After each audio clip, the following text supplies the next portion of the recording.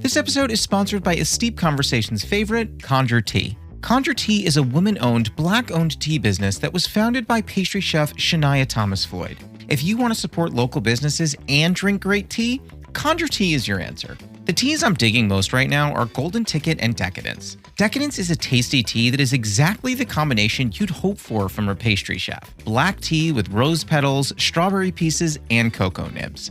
If that's not your bag, you've got to try Golden Ticket, a turmeric-based tea that helps with joint stiffness and inflammation. I was never on the turmeric train before, but let's just say my joints aren't getting any younger, and this is a tasty fix for that problem. The company has been kind enough to give 15% off your first online order to all Steep Conversations listeners by using code STEEP15 on conjuretea.com. That's promo code STEEP15 to get 15% off your first order at conjuretea.com.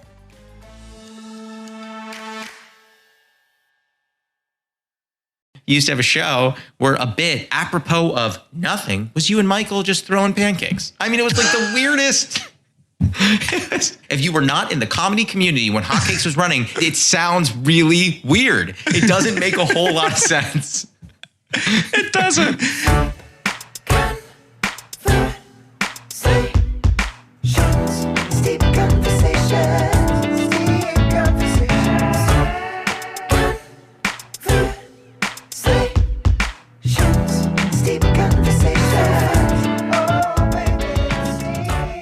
The tea you are drinking, it is one of my favorite brands. It is Rishi tea. Yeah. It is a raspberry green tea, a delicious green tea, which has some freeze-dried raspberry in it. So it adds a little bit of tart, which I absolutely love. I typically recommend this to people who like, and I'm not knocking what I'm about to say at all, but people who like drink like Celestial Seasonings, Raspberry Zinger. I'm like, that's a fine tea. If you want to potentially like step it up a hint, this is like a good bridge tea. It's like Rishi's Raspberry Green is like an easy way to get in. What's interesting about Rishi, for anyone who's steeping this at home, is Rishi does often by tablespoon, not by teaspoon.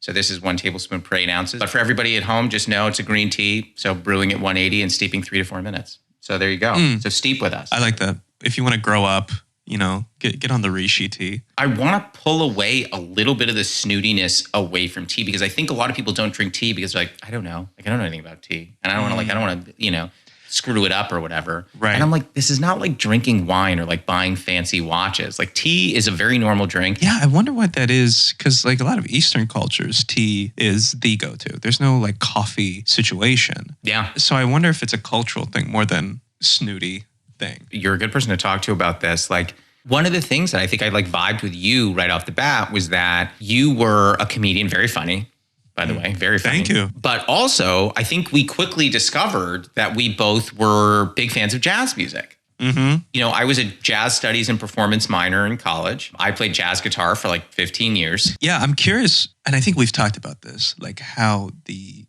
training in music affects and helps training and performance in like comedy. You know, in the sense of understanding timing, understanding tension and release, resolution. You know, and maybe I'm giving it too much credit, but I've always thought there's a really strong connection between the two. I completely agree. I'll tell you where my mind first went. I think everything you said is right. This is about to get very musical theory based. So I'm apologizing to anyone who doesn't want to hear this. When you take earlier music theory-based composition classes, a lot of times what you will do, and one or the other would come first, but sometimes what you would do is build out your chords and your chord structures across, and then you would build your melody, or you'd build a melodic motif and then build the chords in such a way that it fits in a really nice chord progression. So that is how you would do those things. Sometimes what I think about when I'm doing stand-up comedy, I like where you're going. Either I'm creating a melody and then I'm trying to figure out what are the chords, what are the themes. By chords, I mean, what are the themes? What are the feelings that I'm trying to evoke? What are all those other pieces of each individual part of this joke that I'm trying to imbue into what I'm saying? It's either that or I have the chords, I have the theme, the idea and the feeling.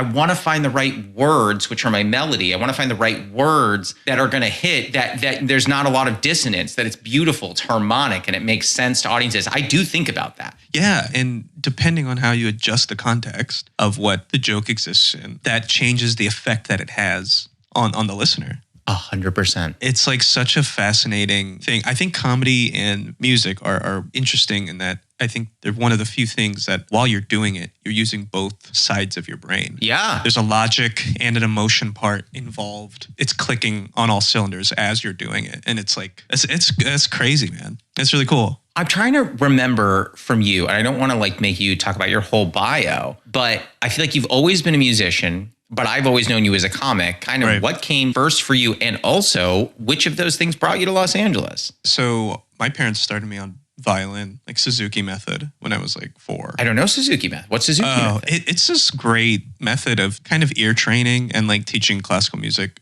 to kids at an early age through like listening. And now they gave you a book which had everything written out. Sure. So you could, like, I was a better reader than my ear was at the time. Interesting. So I could just read. I mean, you learn Mozart, Brahms, Bach, like it's all great classical music literature. But like, yeah, that was how I started. And so I did that my whole life. And I went to undergrad originally for jazz studies. Then that didn't work out for me at the time. And then that's when I got into comedy. Like I loved comedy growing up. I loved stand-up. I would listen to stand-up going to bed, like for years. Just there's something very soothing about, I think, laughter. And so I remember that time came where like I stopped playing music. I was like, I don't know what I'm going to do. And I was like, yeah, just whatever. So I signed up for an open mic at college, and then I actually went more the improv route for a few years. And then after college, I got into stand-up. That's what took me back to LA. You said you were doing jazz undergrad and it didn't work out. Did the studies not work out and you kept playing, or did you stop playing for a bit? Dude, I didn't touch my horn for like a full year and a half. Interesting. It was a big ego death. It was a big, like, the way that it all happened was I just had some teachers that were very like discouraging. That's what kind of killed it for me at the time. But there's also a big, like, I think the ego death was probably the biggest part of it. By the way, like I can't help but think about Whiplash right now, but which was like real to me. I had those. Yeah. I had this teacher named Bill Lenahan, and I remember senior year, I came in one day to his office. We were supposed to have like an independent work study on guitar because I had to prepare for a final performance. Yeah. And I came in, and it was toward the very beginning of the second semester, and I go, not feeling it. And he goes, what? And I go, yeah, I'm just like not particularly feeling this at the moment. You said that to him. I did. That's very impressive. As a, 19-year-old? Probably closer to like 20, 21, but 21, like. yeah. That's incredible you said that. So do you know what he said to me? This is the example of a very different, a rare teacher. He goes, what are you interested in right now? I said, songwriting. I really like songwriting a lot. I've been writing a lot of music. He goes, okay. So here's what I want you to do. We're supposed to meet next week. I want you to come back with 10 songs by other people that you wish you'd written. Oh, that's great. And I was like, okay. So I brought back 10 songs. I can't remember all of them, but like Michael Jackson's Working Day and Night was in there.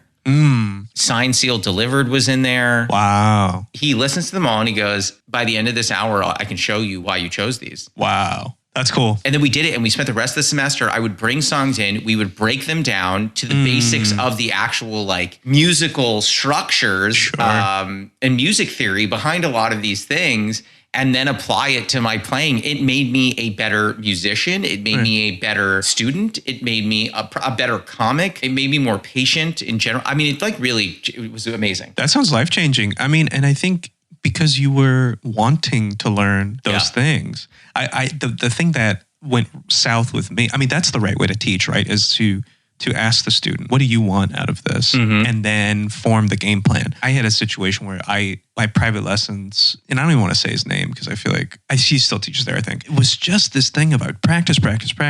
I'd come in, he'd be like, yeah, man, you sound like shit. You sound like shit every week. This is like every week for the whole semester, for the whole year. It's like, man. And then I've had amazing teachers who have since then been like, okay, what do you want to learn? And then it makes it fun. That's what makes it fun. And I think those same things apply to comedy. You know, when you start and there are like these rules, this is how you get ahead. Yeah. Oh man, you got to go hang here and blah, blah, blah, blah, blah, do that and talk to this person because they'll get you on the thing. At a certain point, you just end up doing what you want to do. And it makes it so much better. You meet people that are also like-minded, that are also doing similar similar things. That's what it's about. That brings me to a different topic for you. Okay. I think that a lot of people were thinking about obligation coming out of COVID, comedy-wise. Mm-hmm, okay? Oh, there's so much pressure. I got to do this. I got to hit more mics. I got to hit more shows. I got to grind. I got to hit the road. A lot of us have been doing road stuff. I got to go do that. You make an announcement. You were leaving LA to go to New York to continue your studies in music. Yeah, yeah. I did not have the words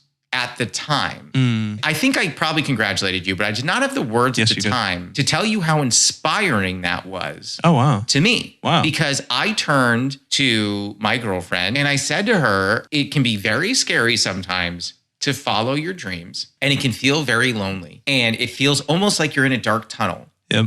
And when I saw an announcement like what you made, it was like someone turning a flashlight on, being like, and you're not next to me, but a flashlight in the tunnel where it goes, hey, I'm also here and I'm trying to figure it out and I'm taking the risk. I'm about 10 feet ahead of you. It's okay. You keep going. It's fine. Wow. And it meant a lot to me, even though it wasn't my news. That's really sweet. I feel like you should know that sometimes I think that the things that any of us do inspire people beyond what we know. Yeah. Again, that's like really... I did not do it to inspire anyone, but the fact that had that impact on you is like really, that's just touching. Were you scared? There's two sides of fear that are like very close. There's like fear, anxiety, and then fear, excitement. I was closer on the air of excitement because what had happened for me during COVID, I had picked up this loop station. That was one of my favorite parts of COVID was your loop station. But yeah, go ahead. Like I had seen this artist, Mark Rebier, who's incredible. If you don't know, check him out. And I remember seeing his video January 2020, a video of him. And I was like, that's pretty cool. That's like a pretty interesting thing. And then I saw it again March 8th, 2020, like 5 days before. It really was like, yo, Tom Hanks has it. Rudy Gobert gave it to everybody. Like, this shit is real. You know what I mean? Oh my God. And dude, I was just like, okay, I'm going to get it. I'm going to learn how to use it because I just don't have anything else. And it was this amazing kind of reintroduction of music into this comedy thing that I'd been kind of building. And it just felt like a good marriage between the two and like a way to use all of my skills at once. Also, I'd spent 6 years in LA and I'd just gone through like a big breakup and yada. Yeah, I was kind of like, I don't know. I felt like I wanted to come out of pandemic with something new and exciting. And it's just been such an incredible experience, man.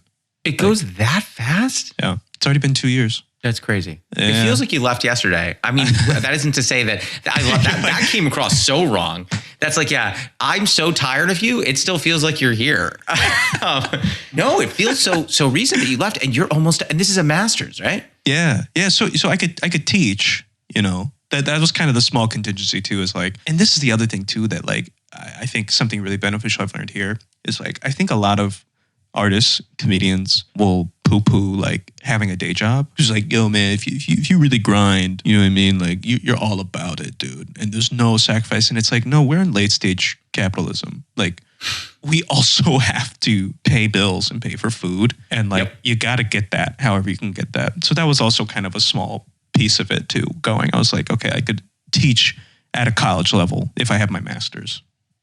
You mean all those stand-up clips we post aren't paying the bills? That's so surprising. Dude, I saw somebody tweeted like they had a 7 million view like clip on TikTok, paid out $3.35. Yep.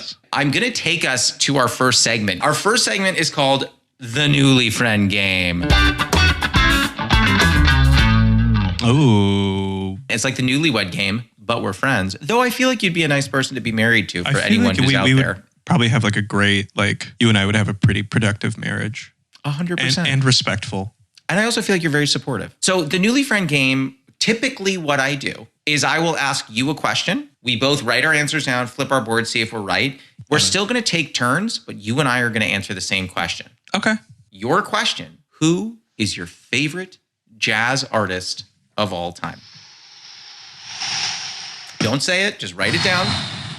Oh, this is really tough. I'm between two for you. I am between like several right now. Okay, you ready to flip your board on 3?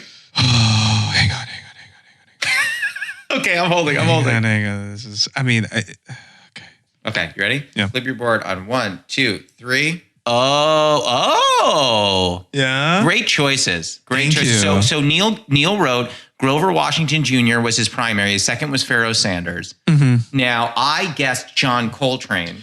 which is like, you're not wrong. Well, I clearly am. But you know what I mean? It's like, you can't deny Train. Well, so, and my secondary guess for those at home who are not watching but listening, my second guess was Charlie Parker. Of course. I guessed Coltrane because you are someone, and I could be reading you wrong, so I'm very open to that. You are someone who, in my eyes, appreciates cultural and historical impact. Yeah. And to me, what Coltrane did as far as Giant Steps goes, among a variety of other things, like playing those, like having those modular changes, the impact of that. I mean, Miles Davis also had massive impact like that, as did people like Chick Corea. I mean, the list goes on. But I do think that Coltrane's Giant Steps, I thought, was impactful enough that you might choose it. Yeah, I mean, I would say like modern jazz is pretty much like what Coltrane did on that album.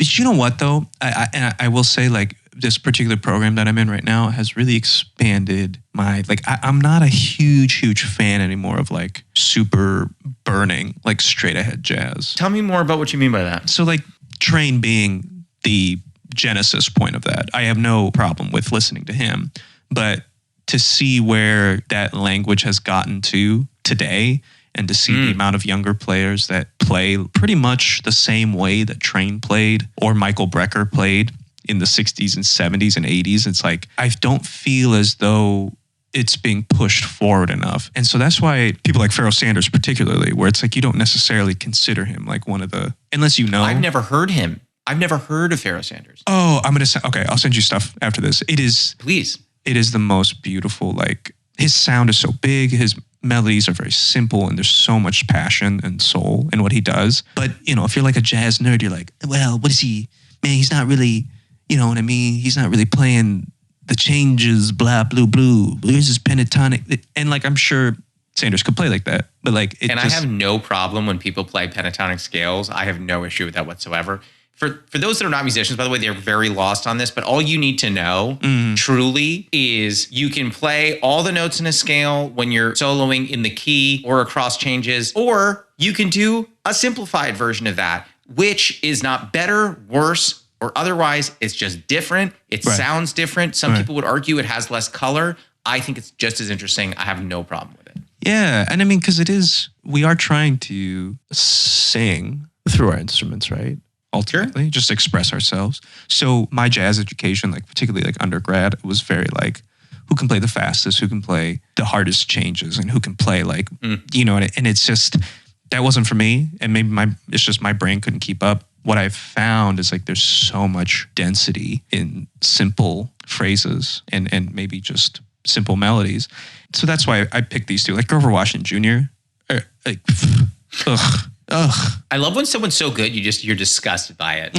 Like, I was out to eat the other night and had this. I don't typically enjoy, well, this is going to be super controversial. It's almost not worth even saying out loud. No, go. If I'm ranking like desserts, cookies are the bottom for me. Wow. Okay. Yeah. But I had a cookie that was so good the other day that I literally did this. I go, stop. It's not worth, stop. Just like get it, go. And Jess goes, do you not like it? I go, no, it's like cookies shouldn't be that good. Just like take it, go, just like leave. Like I don't actually want to, I mean, I'm going to eat the rest, but like I almost don't want to because I'm like, well, this screwed cookies for me forever. What am I going to, like upset your worldview? I'm sitting there being like, I have a new take on the Israel-Palestine conflict. Like I just changed my worldview. But no, it was like that. But I totally get what you mean. Yeah. All right. Are you ready for mine? Let's go. So don't say it out loud. Right. I want to be clear. My answer to this question changes on a somewhat regular basis. So it's a little tough for me to pin down, but I am going to answer it because I think that's only fair. Who is my favorite jazz musician? All right. Flip your boards on 3. 1, 2, 3. Okay. So oh, wow. Okay. So Neel guessed Pat Metheny and Kurt Rosenwinkel. Pat Metheny is one of my favorites. Kurt, I have listened to a little bit, not a lot. I wrote down for listeners at home, my primary is actually Louis Armstrong. Sure. And my second is Sonny Rollins. I mean, two giants. Well, so here's what's funny. I didn't want to say anything because we hadn't done mine yet. But Sonny Rollins, when you were talking about how when you're improvising, your instrument should be your voice. These two people, very specifically Louis, but both of them, Yes.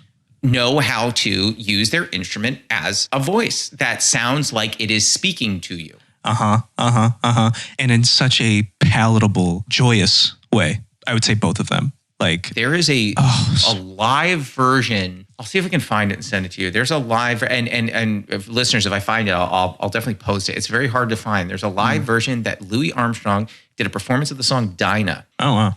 His trumpet solo on Dinah is one of my favorite solos ever because it almost sounds like a conversation. It just, it hits for me. Yeah. And then saxophone Colossus is one of the greatest things in the entire world. Absolutely. And Sonny Rollins, like, I believe still around. I don't know if he's playing anymore. I couldn't even answer that. Yeah, but man, I was going to put, I thought of him, I thought of Joe Henderson as well. Well, the fact that you put Metheny is mind-boggling because I love Pat Metheny. Yeah. Well, I figured guitar players.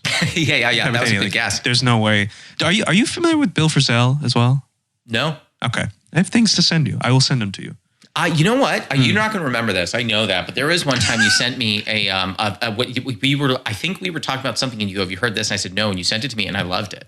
Oh. And I added it to a playlist because it was great. Great. I don't remember that. You're right. I knew you wouldn't.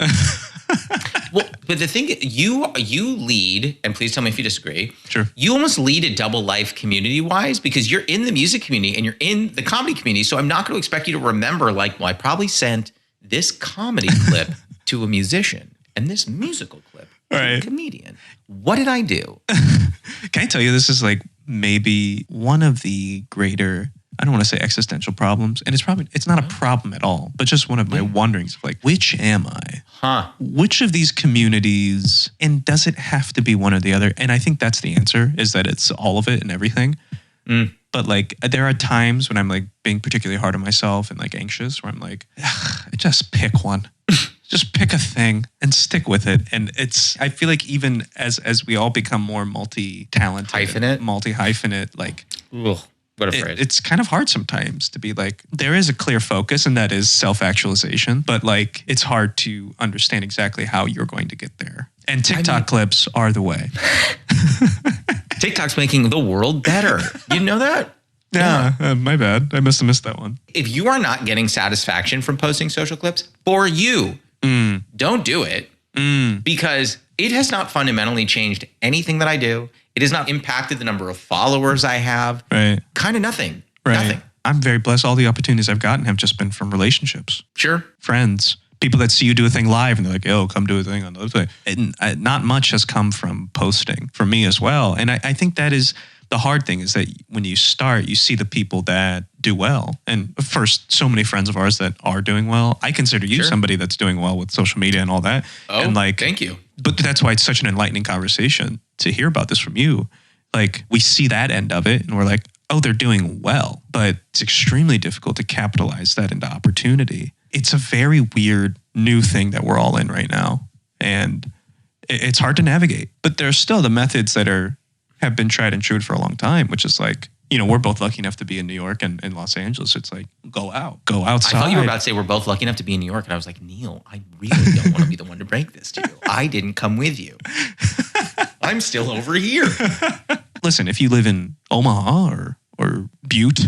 What was the second one you said? Butte, North Dakota, I think. I genuinely don't think that's a place. I think you're lying. I think I may have made that up. Someone also tried to convince me once that Wyoming wasn't real. And I got to tell you, not that I believed it. There's definitely a part of me that goes, it's an interesting argument. They go, have you ever been to Wyoming? I was like, no. They're like, have you ever met someone who's been to Wyoming? And I was like, I guess not. And they're like, so what basis do you have to believe in Wyoming? And I was like, maps. I was going to say, like, I guess word of mouth. Like, people have talked about it. I was like, I don't know. Maybe it's a lie. Oh man, that's crazy. Anyway. Wyoming. Why? That's my question. It's not Wyoming. It's Wyoming. Yeah, I ask that every day. Yeah, to Hindus that pray.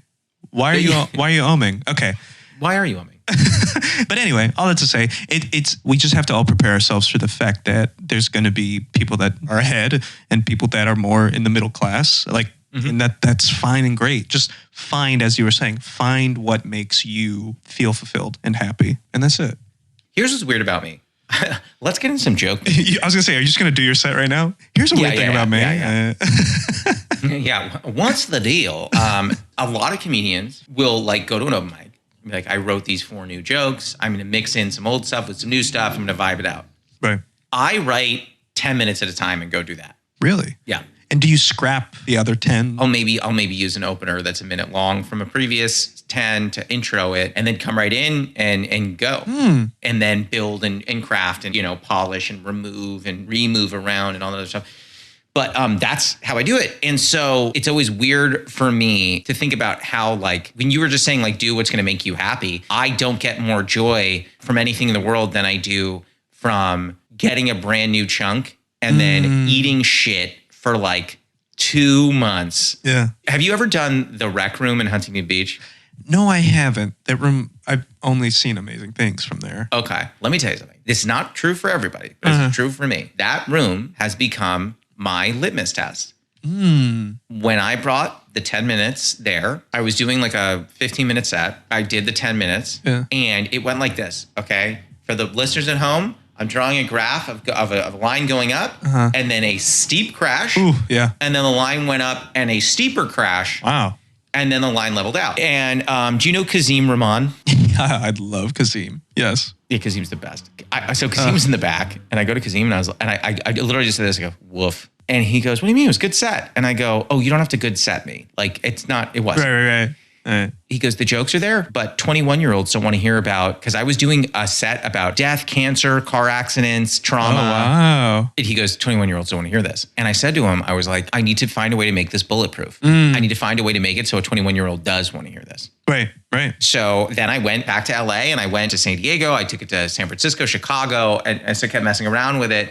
And then went back to Huntington Beach. Yeah. This time, other than 2 sections, it killed. It went great because I've discovered that room is the one place where if it's not bulletproof, it dies. Was it roughly the same demo? Like same demo? Yes. Yeah. Same jokes? Okay. No. Oh, interesting. Were you doing a different 10 entirely? What was the... No. It was the same 10, but like, I'll give you a really good example. There was a part that died. And I was like, why did this die? And I go, oh, I mentioned in that joke that my father was sick. And I was like, oh, this part isn't working because the audience is trying to figure out, did he survive or not? So they're not paying attention to anything I say after that. So I then changed the joke where I immediately say, he got sick, here's what happened. In one sentence. Right. He got sick and then this happened and now we're here. Okay. And all of a sudden, people started paying attention to the next punchline because they weren't trying to figure out what the next part of the story was. Well, and too, there are some pieces that, like, I don't know. I've had this sensation too, where you say something that is going to set up the funny, but it's a little too real. And it kind of disengages the audience because they're not in this fun, excited, entertain me thing. They're like, is this person okay thing? The worst thing is an awe. I don't want an awe ever. I know. And you know what? I hear you on that. And then I also, if you can pivot that awe and it just hammers. I mean, I don't know. I don't know what's right or wrong, but I hear you on that. It sucks to hear when you don't mean to elicit that reaction. Yeah. You mean like when I was like, I don't like looking at my body in the mirror. And everyone's like, oh. Yeah. No, I would never say that. Not that I love it or hate it. I'm indifferent to my own body. Yeah. I was in my brain hoping that you were like, oh man, I think this just didn't work in front of 21-year-olds. So I went on the road, blah, blah, blah, blah. And then just like kind of a montage of you slowly just like putting on like a backwards hat for your set. Where are the other kids? I'm in high school. Sunglasses. You come on a bird scooter on stage. That's how I do the joke now. 100%. By the way, that shows how old we are that you think kids still use bird scooters. I think that. What do they use? I don't know. What do they use now? They don't use fidget spinners either. I don't know what people use now. I mean, they're not playing Bop It? I'm still with Beanie Babies. What are we doing? I still have my Princess Diana Beanie Baby. I'm sorry. What? There was a famous Beanie Baby. No. I believe it was still an animal, but it was like based on Princess Diana, I think. That's fucking weird. What if they made it a rat? It was like made by the queen? Not. If you want to Google Beanie Baby Princess Diana. I could swear to you there was a Princess Diana-esque Beanie Baby. Wow. Hold on. There's a the chat. There's that notification, baby. Wait a minute. It's a link. He didn't write it. Okay. It's a Princess Diana Beanie Baby. Wow. It is just a purple bear. It's a purple bear. Let's get that straight. Apparently it's Princess Diana themed. I don't know. Buddy, do you still have yours, by the way? I think it's in my mom's house somewhere. It's going for $14,000 on eBay. Oh, no, I don't have the Princess Diana one. Oh. No, I have like the monkey. Yeah, that one's going for 5 cents. No. Here's the thing: you need to pay someone to take it. That's how low that price is. That's nuts. Okay. Anyway. On the Beanie Baby front, I'm gonna take us to our second segment, which is called "Teach Me Something." Great segue. Almost everyone in my life says I have a lot to learn. This is an opportunity for you to fix that for me. It could be 5 seconds. It could take 5 minutes. Preferably not that long because I don't have that long of an attention span. Right. But my man, teach me whatever you want. Do you know the Godzilla franchise? Sure. Yeah. I mean, I'm familiar enough. I've not seen most of them, but sure. So originally, that was created in Japan as an allegory for the nuclear attacks. Godzilla was the monstrous threat, the existential threat to all of society. And there's actually a whole genre of monster films from Japan at that time, which are all in response to that horrible attack on Japan. Are you serious? And listen, I had a more fun one. Oh, yeah? You didn't think the allegory about bombing Japan was fun? Oh! Wow. I mean, I'm shocked, frankly. I thought that was the most fun one we could do. I mean, how could you get more fun than that? I don't know. Your more fun one was like, did you know chocolate chips are made? And then you're just like, no, let me go bombing Japan.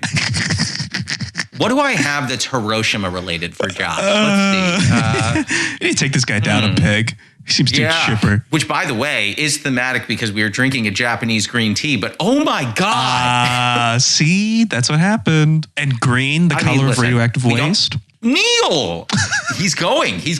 He's gone in harder. You're tripling down is what you're doing. Steep Conversations doesn't have to enlighten lighten people's days. It does have to enlighten them. It doesn't have to lighten people's days. Well, and steep is you're soaking and down. It's soaking down. It's soaking down is what it is. It's Mormon sex ed. Is that what I'm doing? It's soaking. Yeah. Oh my, you know what? I don't remember when I learned about that. I thought it was a lie. Apparently it's not. No, I think I also thought it was a lie because it's like, how could you have that much, have so little control and then have so much control at the same time? Yeah. And also like, how does that not count? That clearly counts. Penetrative. I don't know. That's like if someone was like, all right, I'm not eating cookies. Now what I do is I chew them and I let them sit in my mouth for an hour. And I might accidentally swallow some, I don't know. And then I spit it out. I didn't eat the cookie. I'm like, oh, what did you do? Mm-hmm. Talk to me about what was happening. Yeah. I soaked it. I soaked the cookie in my mouth. And then I went home and grossest phrase. And I jerked off. That was... Yeah, no. Well, no, I do that. I don't go home. You don't. I was in this. I told you, I thought the cookie was so good. I just finished it there. That's what I did. I loved it. I was a diehard fan of that cookie. And I don't like cookies. I want to know your dessert hierarchy.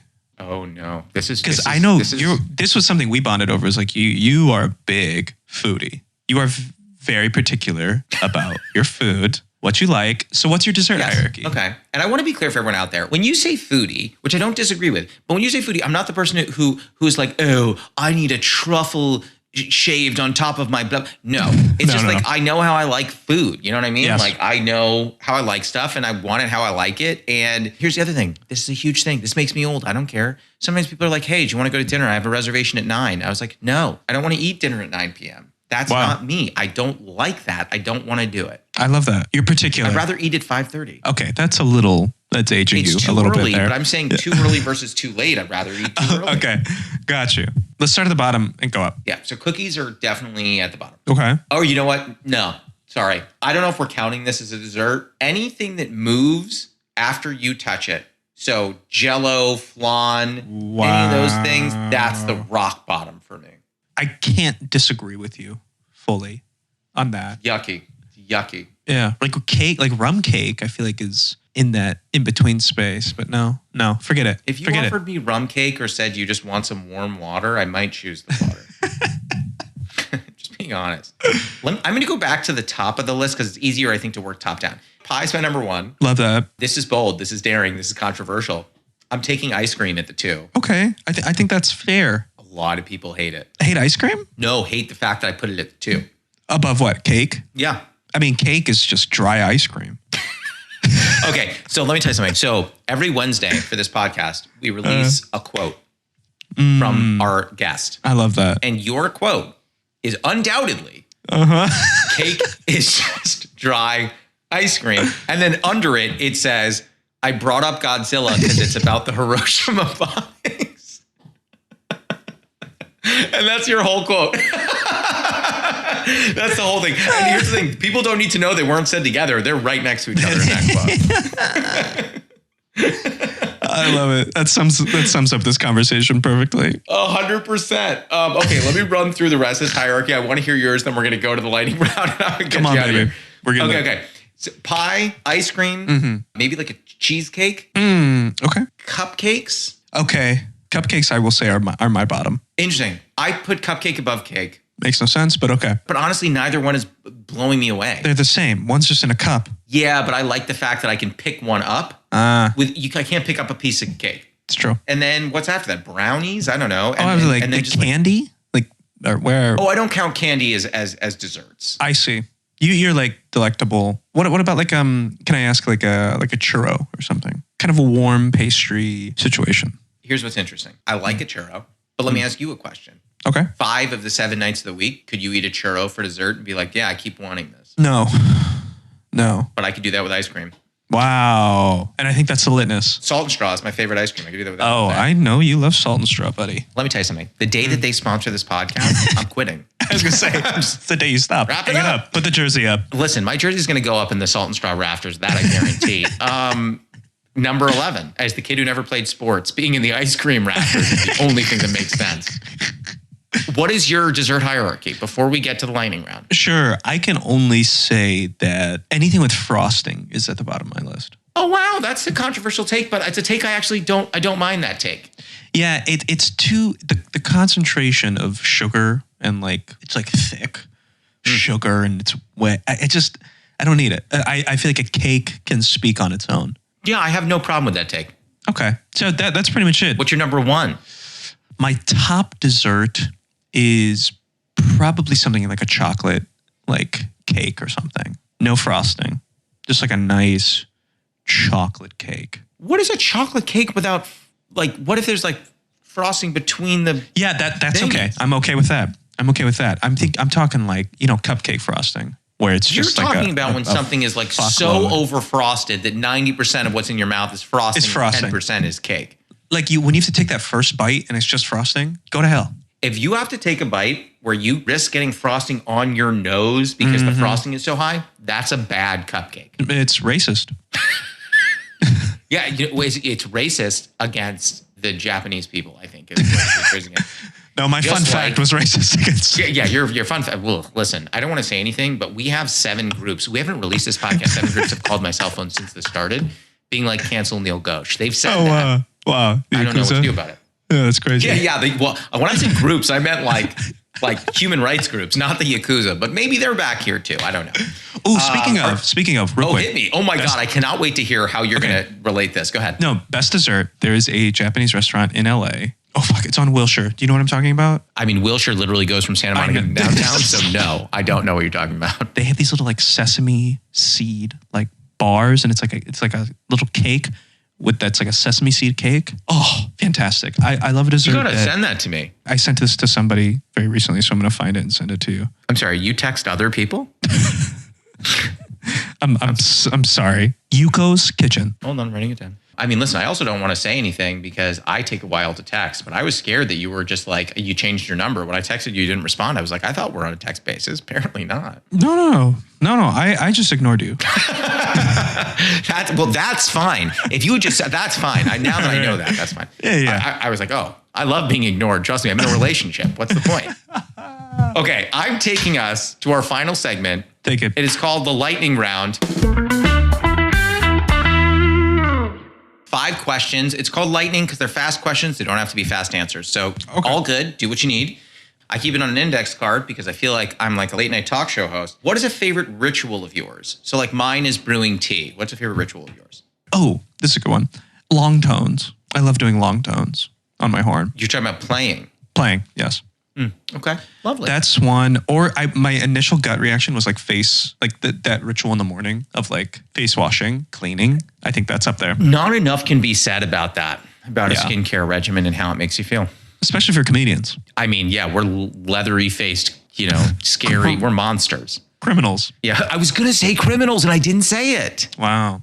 Oh my gosh, we're in sync. Okay, question number 2. Running bit with a friend or partner that makes you laugh. Right now, me and my girlfriend have this bit where we like talk like Jennifer Coolidge to each other.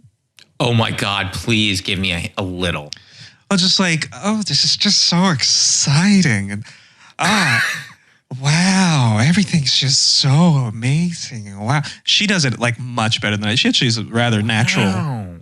Wow. And then we're kind of in an Owen Wilson space. But I accidentally Owen Wilson does. Those two doppelgangers? They are. They're brother and sister. By the way, a funny bit when I was describing you to someone the other day, I was like, yeah, I'm doing an episode with a buddy of mine. And I was trying to explain how I first met you. Speaking of running bits, I said you used to have a show where a bit, which literally was apropos of nothing, was you and Michael just throwing pancakes. I mean, it was like the weirdest. I tried to explain it to someone, and you have to understand, if you were not in the comedy community when Hotcakes was running, that show it sounds really weird. It doesn't make a whole lot of sense. It doesn't.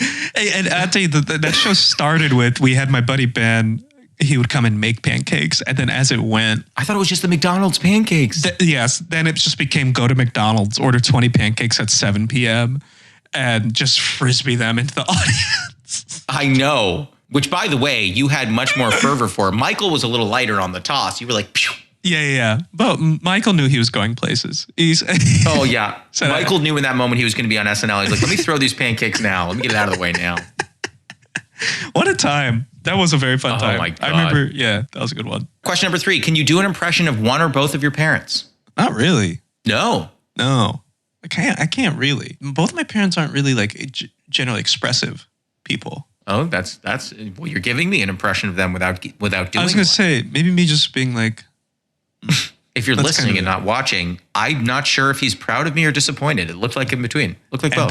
That's spot on impression. Okay, good. Great. Question number 4. Have you ever experienced imposter syndrome? And if so, is there a particular moment that rings for you? Buddy, how much time do we have? Well, you know what? We're doing a bonus episode with you called Imposter Syndrome, the Neel Ghosh. I was going to say. All the time. All the time. A lot. Oh my God, yeah. I mean, that is actually something that I am so grateful to have, like, people around me that can reassure me that it's invalid. No, I think it's completely valid. Okay, good. Thank you. I needed to hear that. So much of what we do is taking those like 10 years or so.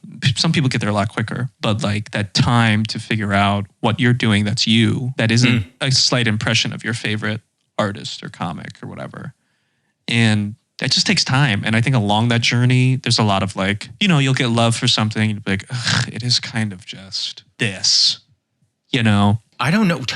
Explain to me what you mean by that. I don't know if I understand that. Well, like, I don't get love for anything. That's why I'm asking. Oh, okay. Yeah. That let's say you're transcribing a solo, which if your listeners don't know, it's like when you listen to a solo and then you learn it on your instrument and then you're able to play it.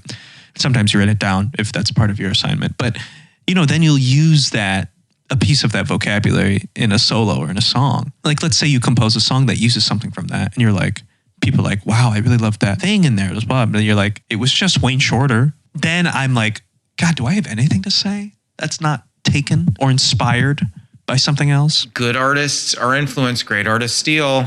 I love John Mayer as a guitarist. Incredible guitarist, incredible soloist. However, anyone who's listening to him, if you can't hear Stevie Ray Vaughan, if you can't hear Freddie King and Albert King, like all of those licks hiding in his phrasings, you should go back because they're all there. Yeah. And that's fine. That doesn't make him... thing. It's fine. It's fine. And I think like I don't give myself enough credit for like being the vessel that combines the different inspirations. Right? I've always viewed you as a vessel. But that's the that's the part where that's where the individualism comes in. Is how do you take those inspiration and just by you doing it. I tell you, man, I will get imposter syndrome a lot. I get it a lot. And that's one of the harder battles. I heard you were wondering like why I even asked you on this podcast. And honestly, I was wondering too. So that wasn't imposter syndrome. You were right to question it. Like, did he want Neil Nanda? I don't know. Yeah, I thought that's who I was getting. I was like, yeah. Wait, you're the... No, wrong. Can I tell you something funny that happened, by the way? Please. I don't know if it's funny, just like racist, but it's kind of funny. Oh my, wow. Those are wildly different, but go ahead. Yeah. So I was playing Morgan J, social media, blah, this whole thing we're talking about. He's doing very... I almost brought him up earlier when you were like, am I a musician? Am I a comic? What am I? And I was like, Morgan J. He can be, you can be what you want to be. He's both. Exactly. And he's crushing it. But so I got to open for him. He did a show here in New York and I got to do my looping thing. It was awesome. So Usama Siddiqui, another great comic, he does stand up after me. So I come and I do music. It's this whole thing. So then Morgan's up, he's doing his thing. And this like drunk white woman kind of stumbles back to the bar. She comes up to me and she's like, I loved your joke about the Mexican restaurant. And I was like, what? And she's like, with the thing with the dragons and all that. And I was like, are you talking about the other Indian person that was on the show that looks nothing like me? Clean shaven, different facial, like he's got a very like model-esque defined bone features, like darker skin, like couldn't look more different than me. And I was like, are you talking about the other Indian person? And then she goes, oh, sorry, my glasses don't work. Huh? Your glasses? Well, did you expect her to go, sorry, I'm a racist? Probably not. Probably not. But own up to it, And this is in Bushwick. This is like you would expect as liberal a place as possible. But it was just such a funny thing of just like going back to the imposter syndrome. It's like, it doesn't matter. Even if you feel like an imposter, you're still just a brown person to some people. You're still just a Jewish man to some people, and it doesn't matter. Someone literally said to me, they were like, yeah, I've seen some of your clips. You mainly just talk about the fact that you're Jewish, right? And I was like, no, what? I was like, what clips have you seen? I mean, like, it comes up, sure. Yeah. That is like part of my identity, but like... It's not like your through line. No, I'm literally doing 10 minutes right now where I don't even mention that word. Like, what? It's so funny, dude. But yeah, I got that one. So I was like, that is so bizarre. I know. And it's like the depth at which we think of what we do and then just versus like what generally a person will just see, like brown person. Yeah. Jewish. They point at me and they go, brown person. Those people need to fix their glasses. Well, their glasses, here's the thing, they're wearing them. They didn't turn them on. They don't work. My glasses aren't on.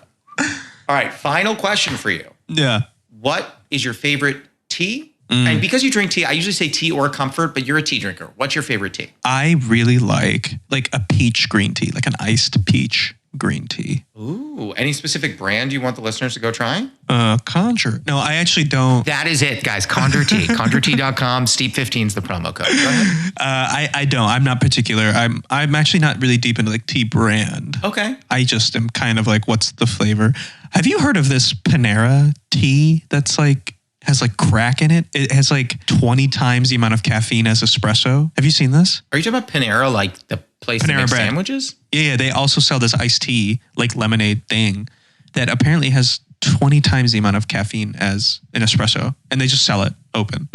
I love you're like saying it like there's not black market open. They're selling it. Yeah, for a price. No. Anyway, I'm scared to try it. I am sensitive to caffeine. So I had a flat white this morning and I'm drinking green tea with you now, which is mild, very, very mild caffeine. But like, it could affect me. I'll probably be awake later today. That's crazy. Yeah. You would I know. absolutely explode then having this drink at Panera. I can't drink cold brew. I can't drink it. It's too caffeinated. Yeah. Yeah. That's intense. Anyway, but yes, that's where I'm at. Peach green tea, Peach green ice. tea? Iced. I love it. Iced.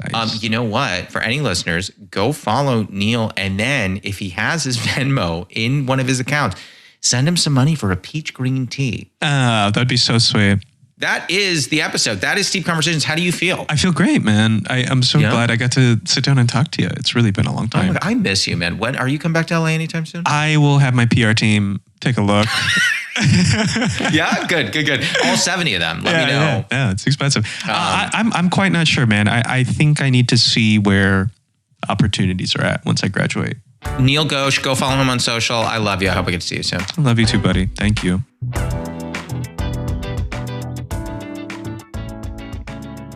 That was Neel Ghosh. You can follow him at neel.ghost on Instagram and TikTok, Mr. Neel Ghosh on Twitter, and Neel Ghosh 1150 on YouTube.